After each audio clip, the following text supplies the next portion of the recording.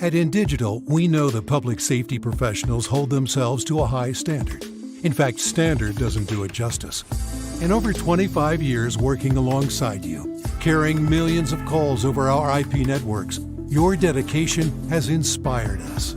That's why our ESI Net goes beyond industry standards, not only i3 compliant, but designed to adapt to future development for a network you can count on when it matters most.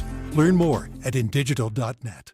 If Within the Trenches has ever taught you something, open your eyes to what it is like to be a 911 dispatcher, or has inspired you to become one, then help support us and join our Patreon.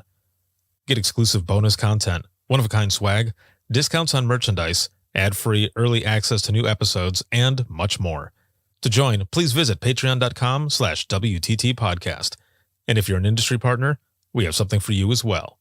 And now, for the show. This is Jordan, and you're listening to the Code 7 Podcast Network.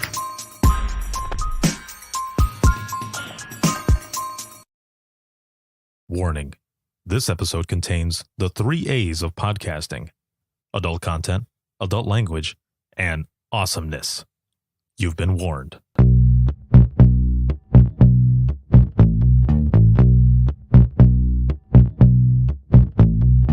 Welcome to Within the Trenches, true stories from the 911 dispatchers who live them.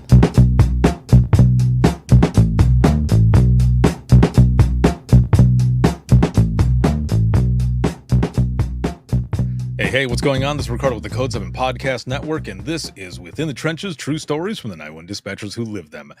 And this episode is sponsored by InDigital, a leader in next-gen core services. A big shout out, as always, to subscribers of the podcast, whether you are on Circle, Facebook, or Patreon. Thank you so very much. I wouldn't be able to do what I do if it wasn't for all of you, but especially all of you who are watching, listening, sharing, and supporting.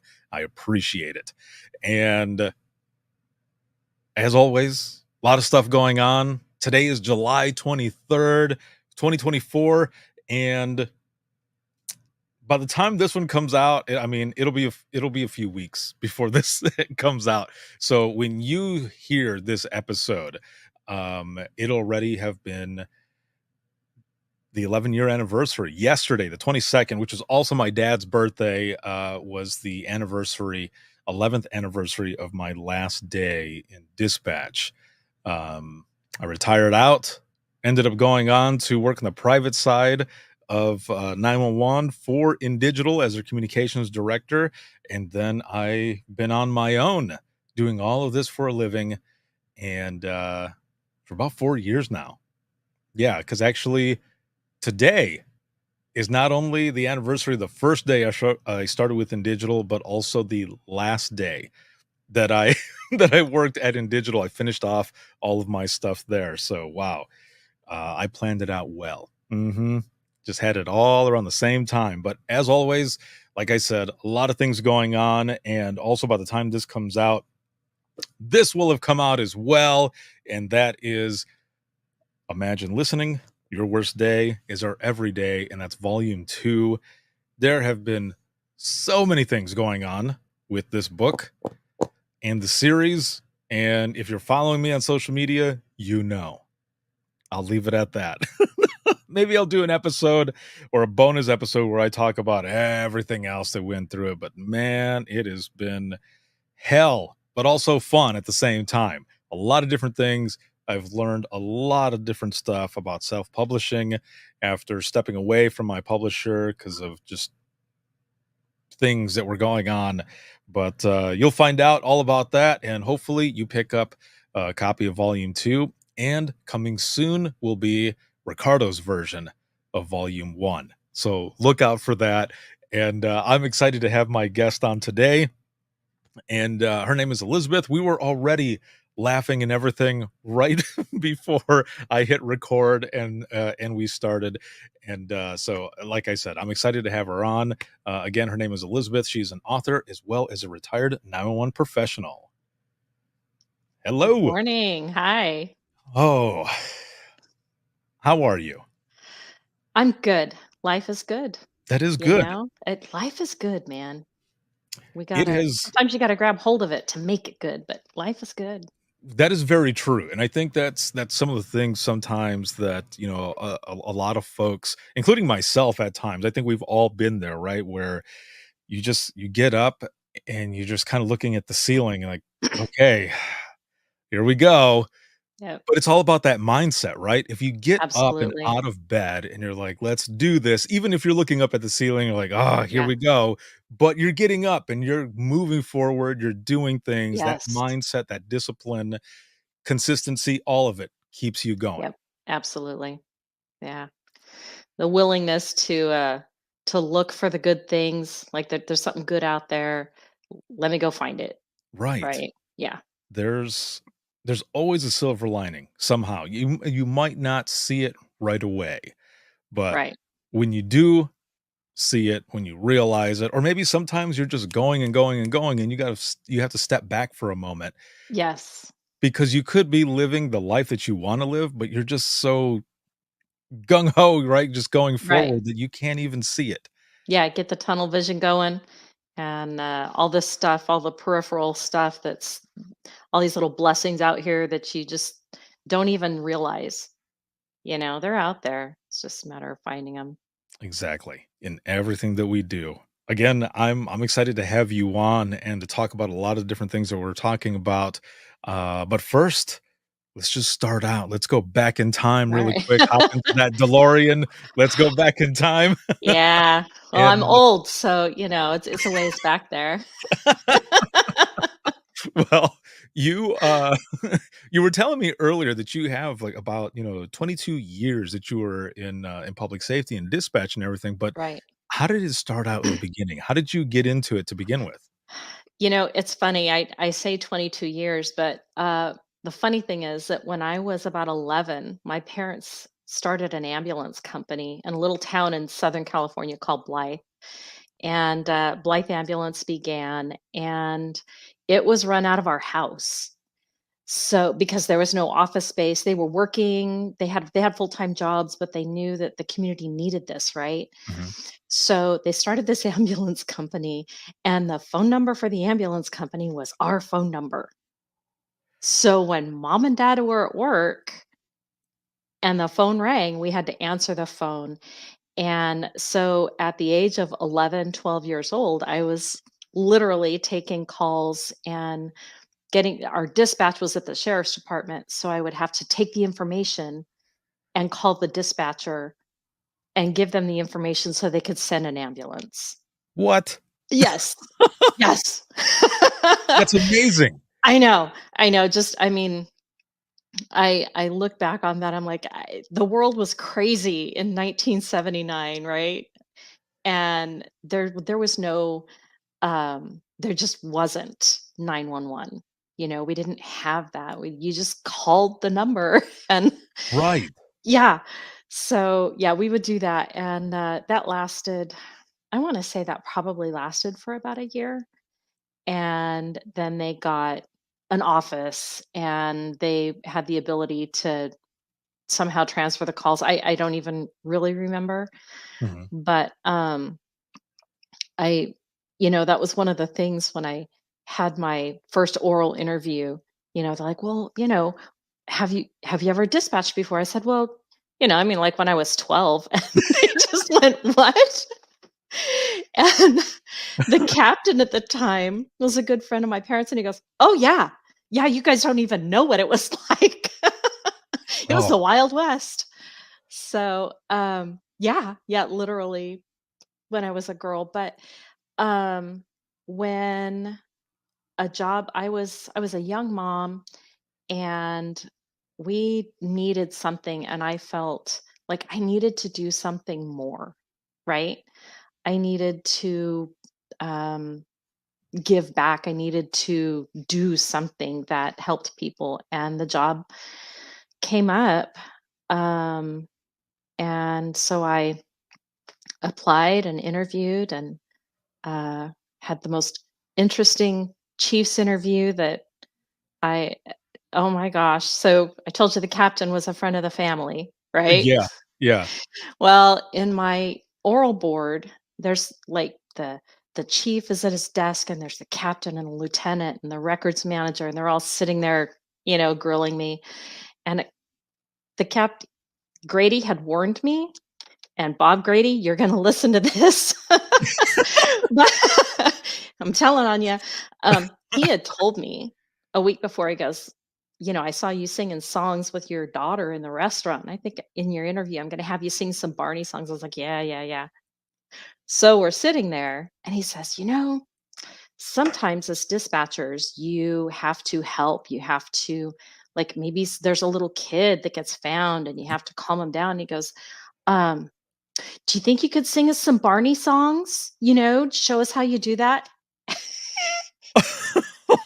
And I went off I was screaming at him. I was like, I told you I didn't want you to do that, blah, blah, blah. And the chief at the time, God rest his soul, Larry Vanderveer, he hired me anyway. He's sitting there just beet red, doesn't know what's going on. This has all gone sideways, right? And Grady's my captain, he's just laughing. He's just laughing so hard. And everyone else in the room is kind of going, they hired me. So, in later years when they'd be like, yeah, your attitude, blah, blah, blah. It's like, oh, you hired me like this. You knew. Full disclosure. You were there. Oh man. Yeah, but that was my entry into public safety dispatching, was just needing something more that would give back to the community. And I had inspiration. The sheriff's dispatcher, again, she's not with us anymore. Name's Linda Wiley. I had called one night from my house. I was young, little girl. There was someone outside. Mom and dad were gone, probably on ambulance stuff. And I called, and just her voice, being able to keep me calm and get someone there and make sure that I was safe. And she was a friend of the family. She worked for my parents part-time. It's a small community thing. And so when they asked me in my chief's interview, why do you want to be a dispatcher? I was like, Linda Wiley. And of course, the captain and the lieutenant go, oh, yep. And the chief wasn't from there. He goes, who's Linda Wiley? And they're like, oh, and they told him all about her. And I said, yeah, her. And they were like, Wow. yeah, we get it. So I was lucky, to have people like that around me. So let's go back a little bit. Okay. This is an awesome opening. Like, wow. I think I've only spoken to a few people, maybe 2 or 3, that had something similar. A friend of mine out of South Carolina, it was something similar. He remembers being a kid and like helping dispatch from a home. Right? And so it's I told you I was old. well, you honestly don't look it. So Okay. I'll take it. so it's interesting. So for a lot of people who are watching and listening as well, 911 started in 1968. But it wasn't like a snap of the fingers, right? It wasn't right away where 911 was everywhere. Like there's still probably some places that have to call just Right. a phone number, a 10-digit line or whatever, that for them to get through Right. for any type of emergency services. So for you, having having had parents and such who started an ambulance service, and you're getting this information as a kid. So I have to ask, like, going to school, let's just say going to school at Mhm. 11 or 12 years old and seeing your friends or whatever, like, hey, what'd you do over the weekend? Like, would you say, like, well, I I had to help give information for like an ambulance call or something. Like, I can't even imagine I doing that, and then even maybe talking to friends and saying, "I've right. done," because it's unbelievable, right? It's just Right. weird to think that something like that would happen, but it did, and there were a lot of places and people who Right. did similar things. I think that my parents impressed on us Mhm. from the beginning. This is confidential. You can't tell people about this. They Oh, were very nice. very Yes. like, And I mean, of course, this is before anything like HIPAA or anything like that, but they were True, just right. very like, you can't tell people about Mhm, this. This is private. This is confidential. And so that was impressed on us. And I think it wasn't really difficult until I was a teenager because um, we we had trauma at the dinner table, right? I mhm, mean, when you don't have any mechanism for critical incident stress management or debriefing or whatever, um, you find a way, right? And so we learned a lot at the dinner table about what mom and dad did and the mhm, things that happened. And when there was some horrific thing, like when a guy that I went to school with got killed, um, and was in the hospital. It was, you know, my it was difficult to not talk about the things that I knew that other people didn't know. mhm. As a young girl, it wasn't such a big deal because we were playing on the playground. We really didn't care what the kid did over the weekend. Right, right, We yeah, were true, busy. like, "What are We you guys doing?" we were playing. But, as a teenager, it became more difficult, and plus I knew more people because we were new in town, Mhm. so I didn't really know very many people. Um, but yeah, once I did, then it became a little more difficult. Yeah, I can imagine, like, just like you said, with little kids, yeah, you don't really care unless Right, 'cause a lot of times, and I'm just thinking from my own experience being in, elementary school or whichever, middle school, that, if we ever asked or something, it was because we knew, like, something was going on. Let's just say, like, the county fair or something, like, right, "What'd you do at the fair?" or whatever. But, right, I can see where being younger as well and maybe taking those calls, transferring it over, or however you did it, it right, really didn't register. It's just like when you're a kid and you're watching a movie, you don't register all of, let's say, the adult humor that's in there because you don't understand. You don't right. get it, right? Yeah, But when you don't you have any context for that. yes, Yeah, so but as you were saying, as you got more into your teenage years, now you're starting to understand stuff and yes. things might impact you a little bit different. So I can see we're sitting at the dinner table learning a lot. It's basically comfort food and discussion with the family. Yeah, And it that's was, that's yeah, really that's almost your own version of debriefing, in a way, absolutely. because you're Yeah, there and just having mhm, that time together. yeah, yeah, and it's, I think in EMS, there's a kinda like in firefighting, when firefighters go on a call, they're a team, right? So they finish their call, they could talk about their call, they eat together, they sleep together, they wash their fire trucks together. Mhm. And back then, I don't really know what it's like now, but back then, our EMTs were the same. Yeah, they responded from home, Mhm. but they were together like a lot and they took care of the rigs together. They took transmissions apart together because if it broke, you fixed it. Right, yeah, And yeah. it's whatever needed to happen. And so there was a really super tight camaraderie between them and their kids, right? Like we knew all the kids of Mhm. everyone that worked for mom and dad. And we we have some similar experiences there with them too. When you started getting older, did you ever talk about some of those things with those kids? Like, did you keep in contact with a lot of them as you guys got older a little bit? Did you ever, like, kinda reminisce? Like, can you believe, like, we were doing this or some of the stuff that we, grew up with? We didn't. We Oh, didn't. I mean, uh like we knew each other. It was a small mhm. town, Yeah, obviously, but I think there was kind of a barrier there because you didn't talk about it, very you true. know? Yeah. And so there was that kind of barrier between us. We weren't social friends. We might have mutual friends, but we weren't close friends. We just knew who each other were and knew that we had similar experiences. And if we were at the ambulance Christmas party, then we would socialize. But we're kind of, I don't know, we kind of kept ourselves separate. It's kind of weird. Never thought about that.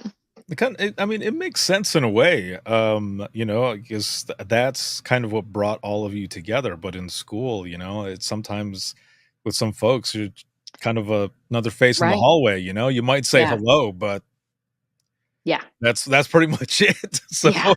you fast forward years later, you grow up with this. You've got all of this different experience, hearing things on the radio and everything, and you go in and you go through that interview, you get the job.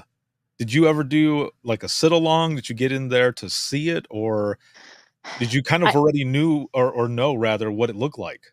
I think I went in and I might have sat with someone for a little bit, Mhm. but that wasn't a real thing back then. It was mid 90s, it was 1994. You didn't really do that. And that department was very careful about who was in the dispatch center. I had a friend visit, well, he's my husband now, but I had a friend from high school visit me to Mhm. introduce me to his new wife, um, at the time, and he was a CHP officer, and I knew that, and we had a little clerical gal up front who let him in and his wife, and they came into the dispatch center, and my supervisor just about lost her mind. She said, "You have to get them out." I was like, "Well, he's CHP." She goes, "I don't care. I don't have a clearance on him." I was like, "Okay. All right." And, off they went to the lobby and she Yeah. gave me a break, but it was that, um, that level of keeping it confidential and, um, not allowing anyone in. So, it was pretty tight. Sounds kind of intense. Like, A little bit. I'm sure, there are a lot of places that are, still like that, of course, because Yeah. also there's also places where I know that I had an officer that I had used to work with, and I think he ended up going down to North Carolina, it was. And I asked him, I said, "So are you pretty cool friends with any of the dispatchers over there like you were with us?" And he goes, "We're not allowed to like really Right, socialize." And I said, "What?" right. And he goes, "Yeah, man." Yeah. And I said, that kind of sucks in a way because you you kind of put a lot of trust in those folks that you're listening to Yes. on either side of the radio. And the way we did it in our old Yeah. center was that we had a lot of different disciplines of public safety coming in to see what we do. We would go to see what they do, because the more that we understood each other Right. and what either one was doing, there was more trust and even more camaraderie there. So for him to say that, I thought, man, that kinda sucks. He goes, Yeah. "Yeah," he goes, "I love the job." He goes, "It just kinda sucks that we don't have that level of, I guess, unity and camaraderie as Right. we did with you guys." I was like, "Eek." Yeah. Yeah. We kinda went through cycles of Mhm. that, and I think it would change because of behavior. I Mm, I think that there that were makes a sense. couple. There's always that one guy that spoils it for everybody, How dare they? and that happens, there were times that I would have a watch commander who could sit there and we could talk about stuff. We could talk about family stuff. We could talk about work stuff. You'd have that, like you said, that camaraderie. I had that with just about any of my watch commanders, and the guys could come in and sit there while I did their teletype or, whatever it was. But there were a couple of sergeants, well, one really, who just, if any officer was standing in dispatch, he would just kind of lose his mind and be like, "You have to get out of here." I'd be like, "But he's giving me the information for the Klutz entry. I kind of need to talk Right. to him, right?" And he would just go, "It doesn't matter." I'm like, "Okay, here. Why don't you fill out this form and just bring it back to me?" And it really is dependent sometimes on who you're working with and what they Very want their true. shift to look like, maybe? I don't know.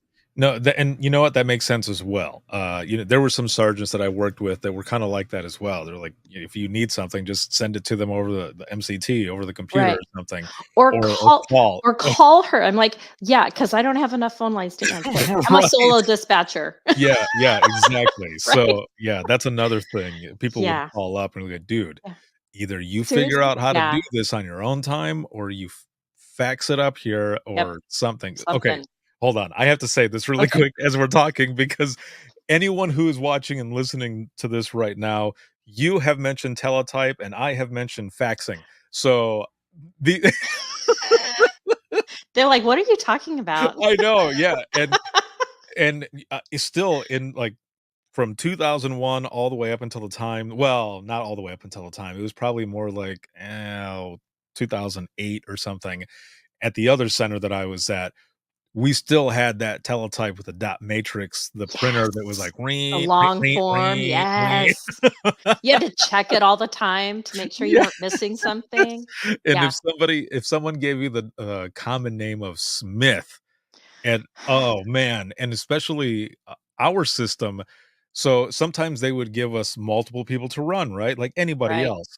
But with our system specifically, and maybe there's others that have the same thing, you couldn't run that second one until the first one was done. So if somebody ran a Smith and it was a drunk driving grant or click it or ticket or whatever that was going on, Yeah. you were gonna be there forever. And then Forever. the officers, "Doop, Central, do you have anything back yet?" And you're thinking, "You gave me a Smith, man." Like, "Dude, seriously?" Right? Like, you're not gonna get anything back for a little Right. while. "Come hang in dispatch for a while." Oh, geez, yeah, what the Yeah. heck, man, but when you ended up getting in there though, because you said this is 1994, right? So Yeah. you're in there now. When you walked in, let's go to that moment, Sure. because a couple things here. One, I wanna know what it was like for you when you finally got in there, if it was, um if anything surprised you, right? Anything right away, if there Sure. was anything that surprised you, but secondly, what do you see when you walk in? Are there multiple monitors? Are there just, like, Right. sounds going all over the place? What it is that you see to kinda paint the picture for those who are watching and listening? So, so this is the 90s. We didn't have the internet in Mhm. there. We didn't have a PC with a mouse. So you walked, yeah, you, no kidding. Right. You walked in and there's a computer where you type in the calls, and it's, of course, it's all DOS based stuff. Oh, yes. And there's a radio console that is it's a radio console, Motorola radio console, right? The old, with the buttons and everything, and you had to program the tones to send out the fire trucks or the ambulances. And foot pedal for the mic. And then there was, like, our computer and the county's computer. Mhm. And I think there was a monitor for 911, but it was still DOS based, right? It was still the old DOS based 911.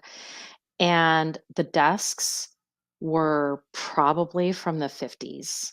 I mean, it was this ginormous, heavy wooden desk with a glass thing over it, and all the critical information you needed was under that glass, right? You had to, you're like, oh, which thing here?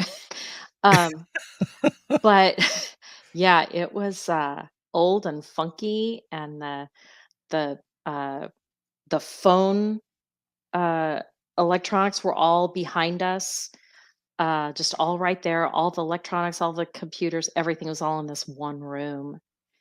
And so it was this tight, old, funky space, right? And a window out to the front so that you could talk to whoever's covering the front desk, the Oh, good. counter. You had a window, so that We well, had a a window. part Well, of a window yeah, we had a to someone window, else. and then there's a window to the lobby, so you could kinda see in the lobby, and, so you kinda knew who was coming in, um, but it was overwhelming. I'd never really seen anything like that, so it was overwhelming a little bit.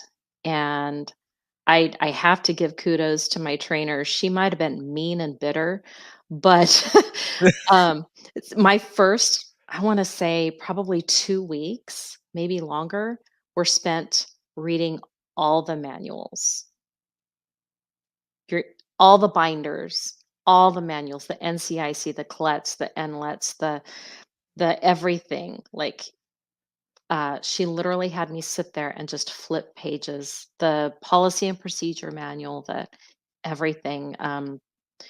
Yeah. And I think she just wanted me to be able to speak the language. I mean, I was at that time, I was married to an EMT. My Mhm. parents owned an ambulance company. I knew all the guys. I grew up there. So these are guys that I either went to high school with or I went to high school with their wives or, so I was very familiar with who was there. And I spoke a minimum of 10 code. Um, I mean, I'd lived with the scanner since I was 11, right? But she wanted me to be able to speak the language. And that was people say, "Oh my gosh, why did you read all that stuff?" I had to know where to find the answer. If someone called me and asked me a question, she just wanted me able to speak the language and to know where to find the answer. Overwhelming.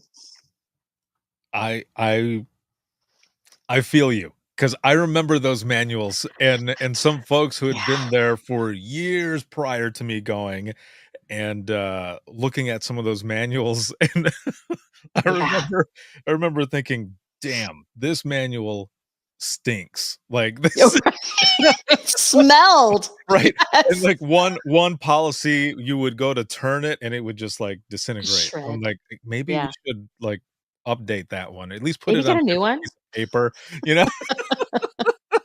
Oh, The man. the list of all the ORIs, right? Oh, Because that was the only way you could find it, was you had to look in the book, and you right. had to find their ORI so you could send them a teletype to confirm the warrant. Yes. Oh my, you are taking me back for sure. Like, even at the center that I was at, I mean, we had all of that. I'm sure all centers have it, but it was we had to memorize pretty Yeah. much everything because it wasn't one thing, or it was one thing just to know where to look for it, right? Mhm. But when you're in a hurry and you're in 911, if Yes. you have it memorized, oh, you can move super fast. Yeah. And also for those who are watching and listening, the DOS base that Elizabeth is talking about, just imagine a smaller screen, it's all black, and what's text or any lines or anything is like a neon green. Yeah. And you basically have to memorize a lot of those incident command codes, like the Yes. townships, all of that stuff, because some Mhm. of those systems, you couldn't move forward with entering the complaint until you had those things right. Right. And that's why you had to memorize as Yeah. well. Yeah. Oh, man. Entering a stolen car and knowing what order to put the codes in with the dot in between so Oh. that it went in and got entered, and if you messed it up, you just had to start all over again. Oh my heavens. Oh, man, you're making my anxiety go up now. Just Sorry, like sorry. no, I'm just playing, I'm joking. No panic attacks, I please. know, right? Like, "No, you're taking me back." Yeah. That's why I Oh, I say just life is good now. yes, yeah, yeah, Yeah. technology has definitely, Yeah. gotten way better and everything, Yeah. so you're you're in there, you're learning all of these different things you go through. What were some of the first, like, phone calls that you took? Do you remember any of those earlier ones? I remember, I don't I don't really remember the stuff from training, but I Mhm. remember, I couldn't give you a date, but not long after I was cut loose from training, um, there were a couple of calls that were just awful, and one of them was that, my dad's best friend died, and it was an unattended death, and, I get this call, and it's from the previous chief, and, he says, "Hey, I'm over at Bill's house, and he's gone." And that was how I found out that Uncle Bill died, right? Wow. And, I I remember putting the information out, for a response and just sobbing as I was trying to get this information out. And one of the guys came in and was like, "Are you okay?" I'm like, "Yes, I'll be fine." You know. Right. Yeah. But I remember that one so vividly. And Bob Feimster, the former chief. So many of these people are just gone now. Mhm. They're no longer with us. But he was very kind. And then we had another one that was really awful. We had a little girl that drowned in the hot tub at one of the hotels. Her hair had gotten caught in the drain. Um, and she was the child of the housekeeper. And I knew her mom. And so, doing that was just for being in the middle of the desert, that's a lot of drownings. Wow. Like that was like because the river's there, but Mhm. there's pools and canals and I remember having a conversation with my mom one day. Mom, I just can't do any more of these children drowning. And that's a whole nother conversation about how I got into child passenger safety and child safety. So yeah. I feel like, well, you know what? I'll just go ahead and ask. Do you feel like it was because you're now in the profession as well, even though, a different discipline of public safety, right? But Sure. your parents had dealt with and seen many, many things, Yes. experienced many things. And you just mentioning that little bit of a conversation that you have with your mom, do you feel like it helped having them in the profession as well to be able to talk with them and having someone that understood what it was that you were going through? Absolutely. Absolutely. Without a doubt. Mhm. My mom was someone that I could talk to. She would sit and pray with me, to help me get through whatever's going on. My dad, even after his strokes and stuff, I could talk to him about anything, and funny, even when he had dementia, it was like that would bring him back into a space where he could give me advice Mhm. and we could talk about things, important things. And my first husband, he was an EMT and he went through paramedic school and we both had received some peer support training, and so we would kind of give that care to each other, that debrief, the be able to talk about things and hard calls.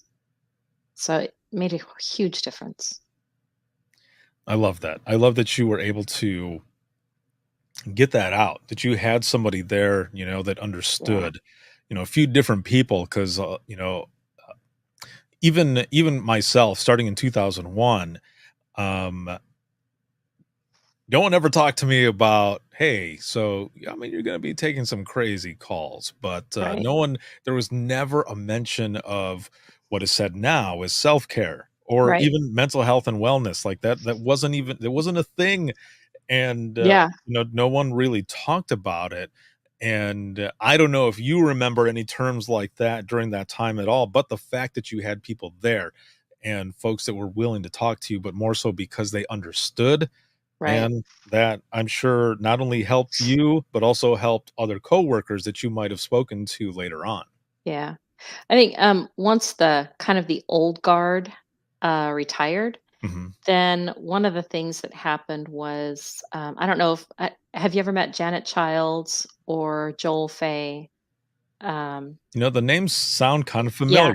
So Janet Childs is a pioneer in the field of critical incident stress management and peer support.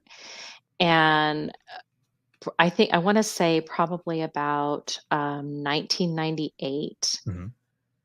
might have been later. I don't really remember. I got to go to a training and Janet was there. And we had I think it was the 3-day, might have been the 2-day or the 3-day.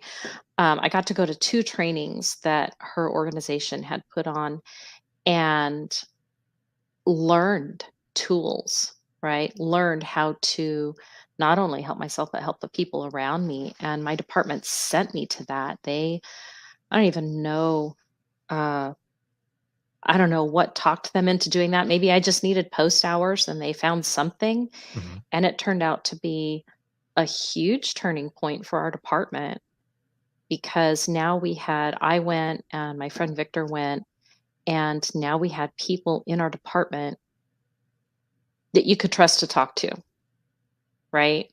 And who we got to just, I don't know, just be the listening ear, but also taught us how to take care of ourselves. Again, I Yeah. love that because a lot of places, no, they don't have that, and Yes. even today, And I worked they for don't. one of those too. It's so fun.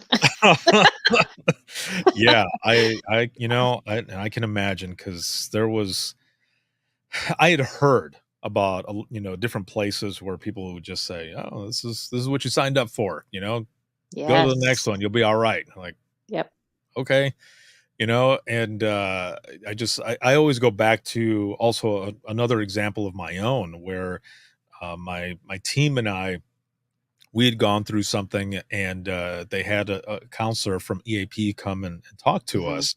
And I'm sure, no disrespect to this gentleman, I'm sure he's a great counselor, but he didn't come from public safety. He didn't come from 911 at all. Mm, And he yeah. just immediately was like, "Well, how does all of this make you guys feel?" And we're just, "Okay." And and so we ended up telling him, "I don't think this is gonna work because you don't come Yeah. from where we come from." And he agreed. He also Yeah. agreed and said, "No, you're right. I don't understand, and it probably would be better for you guys to find someone who comes from where you come Yeah. from." And we parted ways. And so that was a good thing that, the counselor actually agreed because, Right. He sometimes. understood. Go ahead. Oh, he understood he wasn't culturally competent. Right, yeah, and there Yeah. are others who just kinda have that ego who are like, "No, I'm here, I'm going to help you, and we're going to do whatever," and it Mhm. doesn't end up being the best, Yeah. experience. Um, One of the things I wanted to ask you as well, as we were kinda talking about what it was like for you walking in and what you're seeing and everything, how many people worked on the floor at a time? Was it single, or were there multiple people? I like how you say that, on the floor. Yeah, It was a cupboard. Uh, right. it was I was in a closet, there was no windows. it it was it was like half of a room and the other half was the records department, right? Yeah. I mean, it was just, yeah. It was solo dispatch. Oh, okay. Solo dispatch. And so at the time, there was no separate EMS dispatch. And so Blythe Police Department dispatched police and fire for the city, Mhm. and then medical for a third of Riverside counties and part of San Bernardino and Imperial counties. So um, the area that our area of influence was, I don't even know how many 100 square miles. It was 50 miles one way and 50 miles one way and 50 miles one way. And, it was huge. Yeah, Yeah. I was gonna say, a portion of San Bernardino, I can just imagine Right. that alone was probably, Yeah. pretty, busy. Yeah. We had, because Blythe is south of Needles, Mhm. California. So Needles is in San Bernardino County, and we would kind of meet in the middle there. Yeah. Wow. Yeah. And so, okay, so then one person, and were you doing 8-hour shifts or 12-hour shifts? We were doing 5/8s and we had this crazy rotation. Um, you would do 3 months, so it was, midnight to 8, 8 to 4, 4 to midnight, right? And you would do 3 months of graveyard, and then you would do 3 months of day shift, and then you would do 3 months of swing shift, and then you did 3 months of relief. Oh, And man. relief, check this out, relief was swing, swing, day, graveyard, graveyard. What? Yeah, yeah. So 8 to midnight, or 4 to midnight, 2 days. Then you get off at midnight, you come back at 8 in the morning, and you work your day shift, and you get off at 4. And then you come back at midnight and work a graveyard, and then another graveyard, and then you're done. So I know, I know, it was like, they don't do that anymore. They got rid of that Wow. down there. I can see why. Yeah, you spent your whole Friday and part of Saturday just recovering, but you didn't have to go back till 4 PM on Monday. Yeah. It was all, like, concentrated. And they're still doing 5/8 there.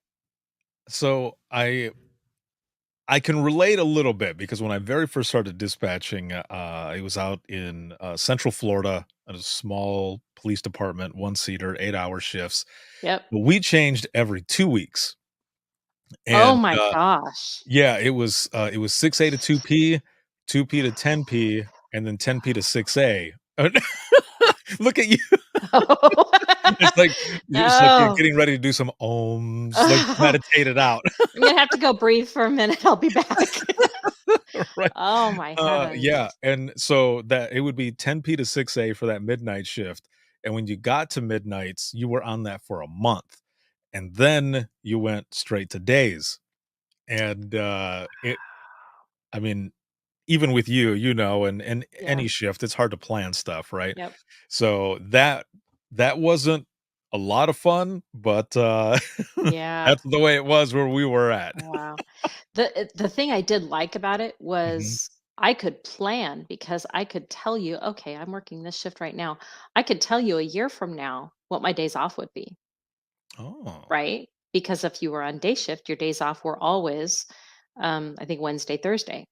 So you always knew you could plan something and know, well, let's see, okay, I'm going to rotate here and here and here. So this is where yeah, it was very easy to plan. There was no seniority in it. You just rotated through and it was kind of equalizing, I think. Wow. So, you go through all of these years and everything, you've got all this experience and everything. Is there a call, and of course, as long as you feel comfortable talking about it, is there a call that just kinda sticks with you? Um, there's a few, Mhm, and interestingly, the ones that really stick with me are not the ones from Blythe. mhm. Um, Blythe Police Department became a place I can still go there, and I can still walk in the front door and say, "Hey, it's Elizabeth," and they click the door for me because these are my people, right? Yeah. For a long time. But I had left and moved to Idaho, and then my first love found me, and we rekindled that, and he moved me back here to California. Mhm. And so I applied for a job at Arcata Police Department, which is, I don't know if you know where Eureka, California is on the coast, Humboldt Bay. Uh, I think it's I've the, probably been out there. I've it's, been out there a lot it's, on the West yeah. Coast. Um, but Arcata is just north, it's on the bay. Mhm. And I thought, oh, this is going to be wonderful. And Arcata, it was like the Wild West. Like, there were home invasion robberies and shootings and so many transients because it's the pot capital of the world, right? Mhm. And so there were all of these schizophrenic people and just so much mental health issues. And so the calls there are the ones that just there was no peer support. I requested a debrief and was told no several times. But there are a couple. There was a man that a lady opened her door and there was a man dying on her stoop from a stabbing. There was a one of my those people that you talk to every night because they're drunk and they have to talk. And so Yeah. yeah, hey, how's it going? Okay, Steven, yeah, okay. Um, and one night his house caught fire and he died in there. And I went through this unexpected grief, right? Because I talked to him every night. Mhm. And I still can tell you I can hear his voice, you know. Um, but the hardest one was the last one. It was my husband now. He is retired now, but he was a CHP sergeant and he Mhm. was the area commander, standing in as the area commander at the time. And one of his guys got shot. And of course, in a small county, everyone's got their scanner on and the calls roll over to the next town. And so you're involved in the call. Not only do you hear him over the scanner giving out his 1199, um, but the calls start rolling in and I froze. When I heard him on the scanner, I froze and I was incapable of doing my job. I, uh, all I could do was yell for my friend to pray and she came in and held my hand and prayed and I was finally able to put the information out. Um, but and they asked me to stay that night. They're like, "Hey, can you so and so sick? Can you just stay?" And I was like, "Uh, I didn't have a choice." And Yeah. so I stayed. And the next day, I tried to go to work and I pulled in the parking lot and just cried. And I went in, put on the headset and you sit down and you do your job. And one of the guys had a bad radio.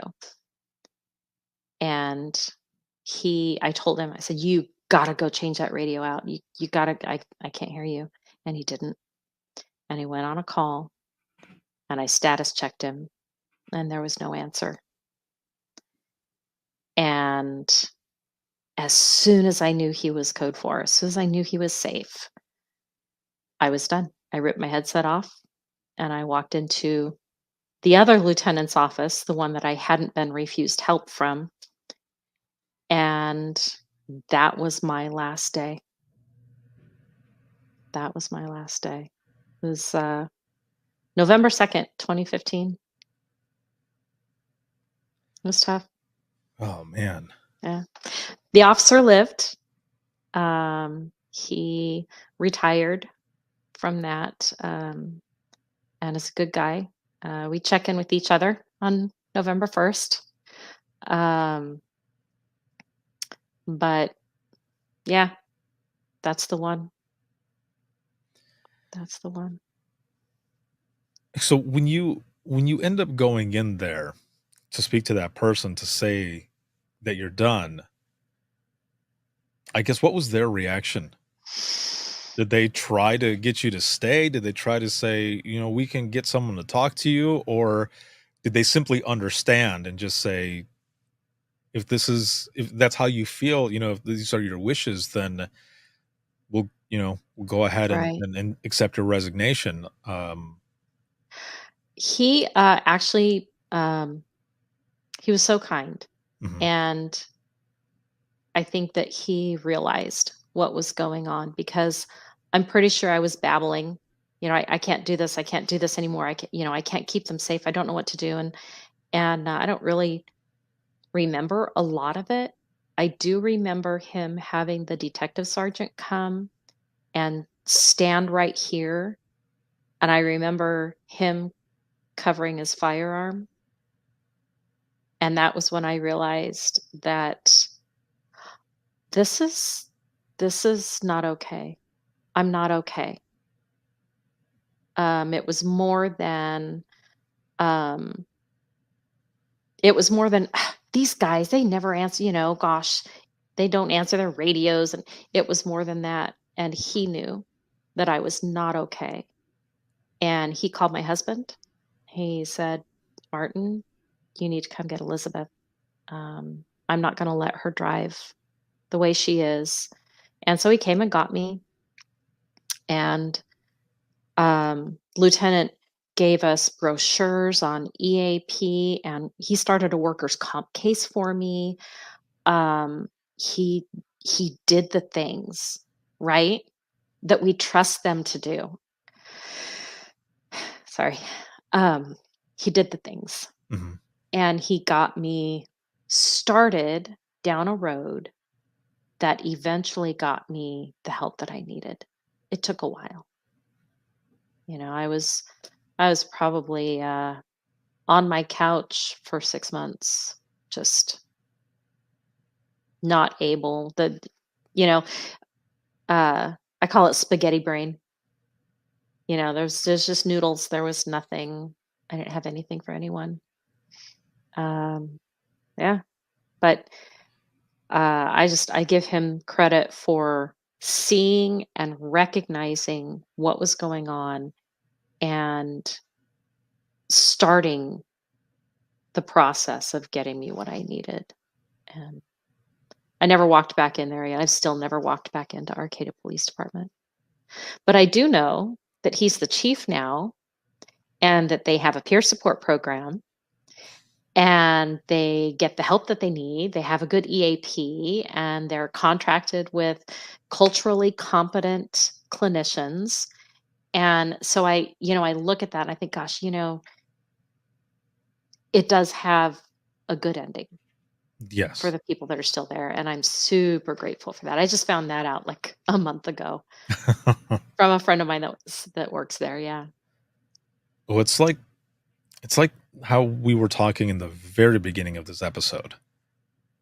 There's always a silver lining. You got to find that Right. silver lining in this is almost like in a way kind of a full circle type, Yeah. situation where yes, you went through this, you had the support there and you worked through all of it, and maybe that was one of the main pieces that led to everything that is there now for Absolutely. those who are uh within the trenches of 911, still Right. continuing to do and work in the profession and able to get help. Thank you so much for sharing that.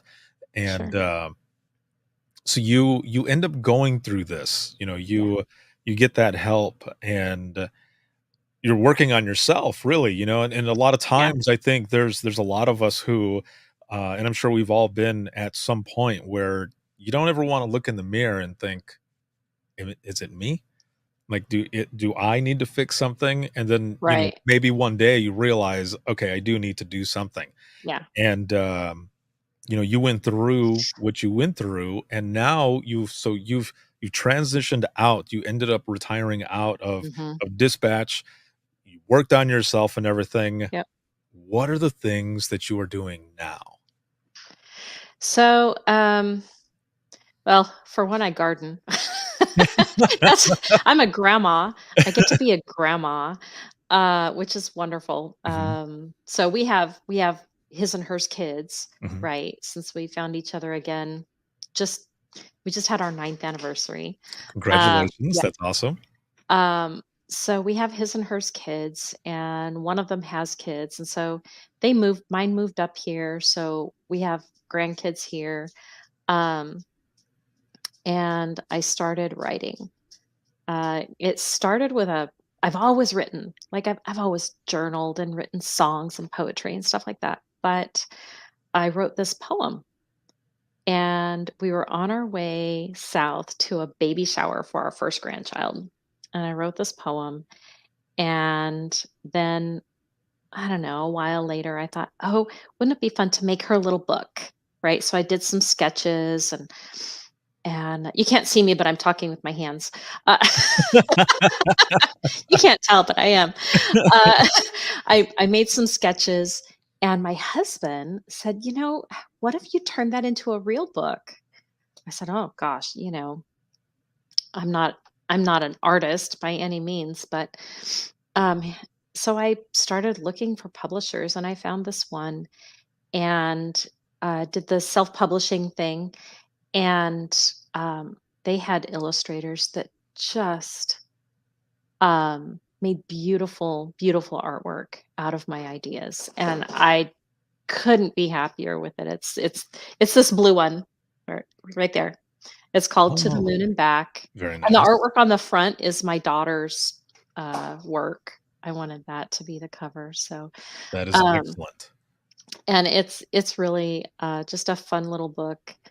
And so what I had is something that I had been writing for a long time.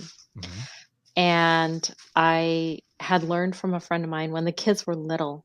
She had taught me.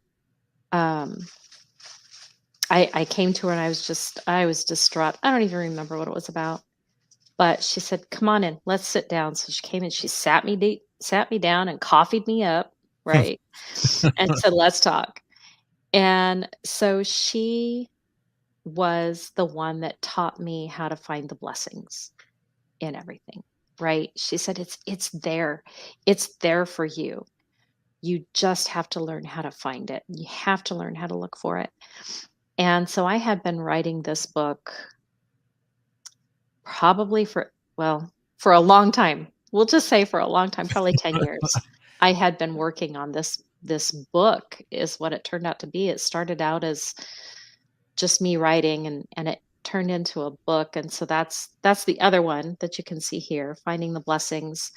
And it's kind of a devotional book about being able to tune in a little to the Holy Spirit and be able to just see the things around you and be more aware of them. And I was talking to someone on Sunday and praying over her and saying, I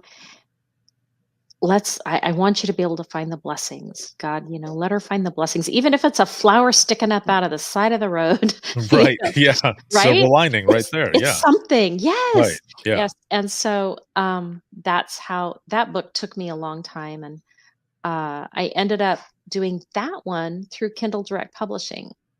So um, it's me, it's the other one's just a poem. So it's me, that was easy. But this one I didn't get a real copy edit on it. Someday I'll send it through probably my current publisher and have them really do a copy edit on it and put out a better product, I think. But my current project is a devotional for dispatchers. And I had gone through a course of how to write devotions. And I'm part of a compilation book that's coming out this fall for Advent. And I realized that, I need to do this. And so I Googled it. I thought, oh, I'll see how many there are out there. Do you know how many devotional books there are out there for dispatchers? Yeah, probably none.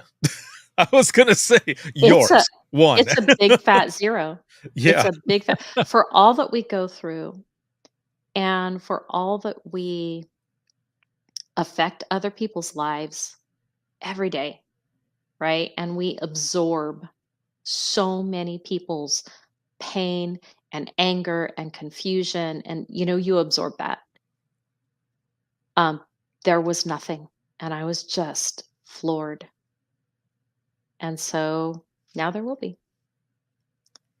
That is amazing. So, I'm excited for that. I am thanks. looking forward to it, and, just having you on, this has been I could talk to you for hours. Like, this Thanks. has been awesome. I mean, we could have been coworkers, man. Like, I know, right? this is really good, and, Yeah. so I've got 2 last questions for you Sure. as we go into the wrap up of this episode.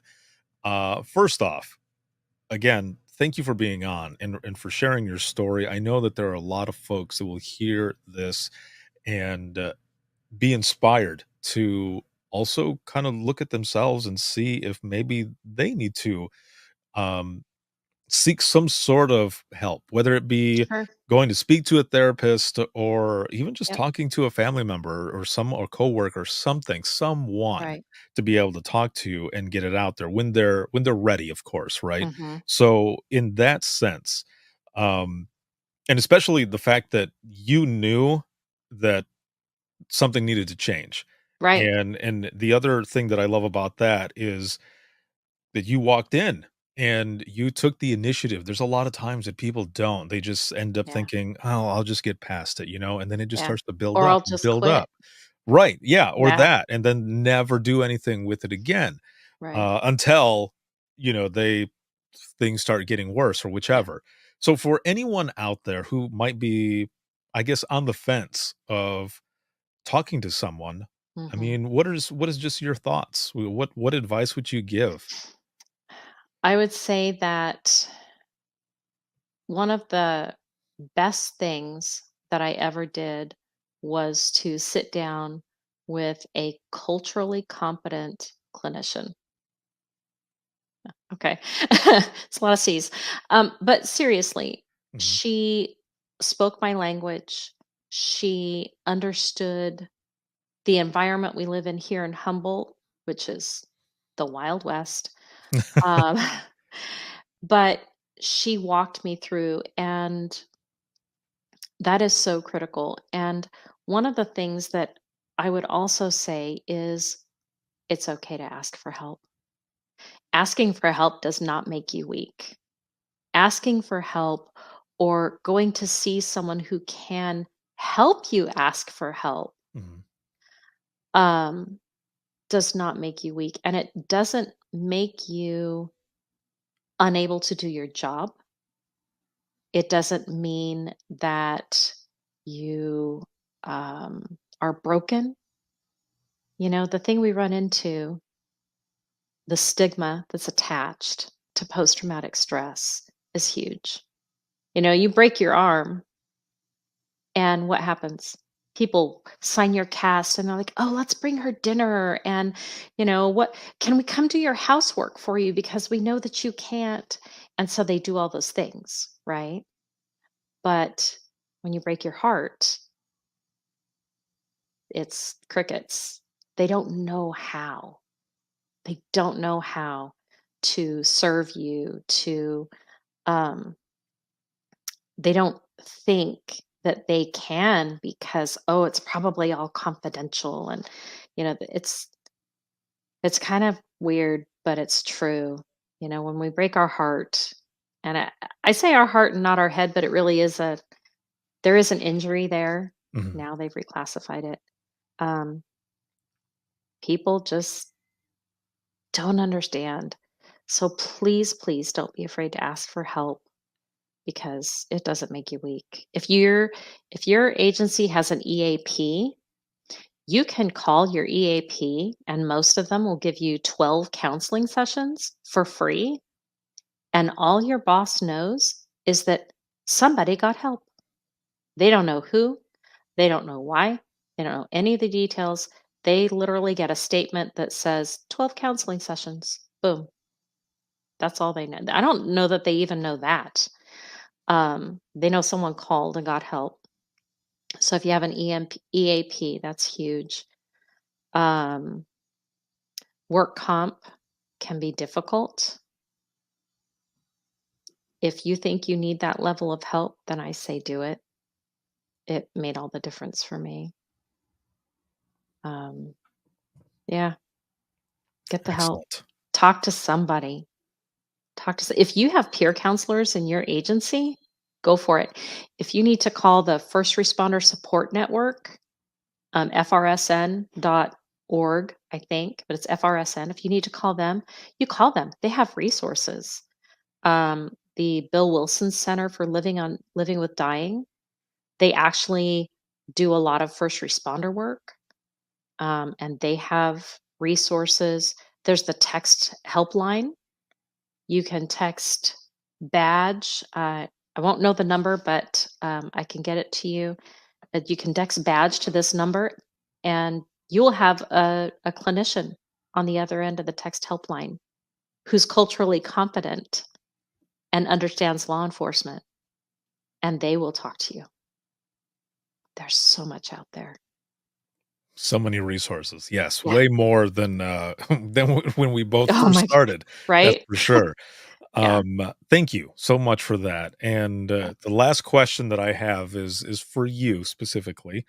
And, with your 22 years Yeah. of experience, if you could go back in time to talk to yourself Mm, in the beginning, yeah. what advice would you give yourself? And it's not to change anything, just to Right. simply give yourself some guidance. What would you tell yourself? Oh gosh, that's a good one. I think if I could talk to her Mm. I would probably tell her that it's going to be okay. Mm. That you are going to experience other people's lives in a way that nobody else can. You are going to know intimate details of what's going on in other people's lives that nobody else knows. You're going to experience intimate moments with complete strangers, and all of that is going to change you, and it's okay because you're going to become what it is that God has for you.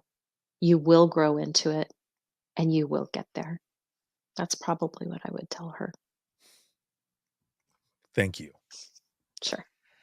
Thank you so much for that. um, Now I need a tissue. I know. Same. Oh man.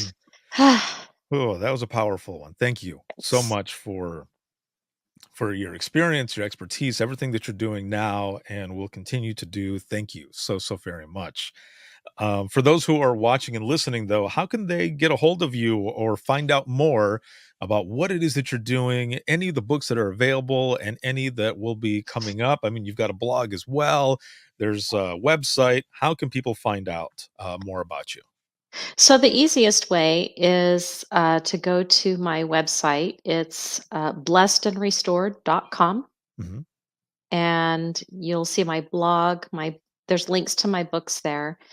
Um, I actually have to, I actually have to go in and check that out because I like you have switched publishers, and so I need to make sure. I don't know uh, if the links are still right for the books, but anyone could uh, email me through my blog, and I would totally sell and ship books from here. I have definitely have a supply, but blessedandrestored.com, and my blog is there, and I have an email if someone needs to contact me, needs some more information, um, needs a resource.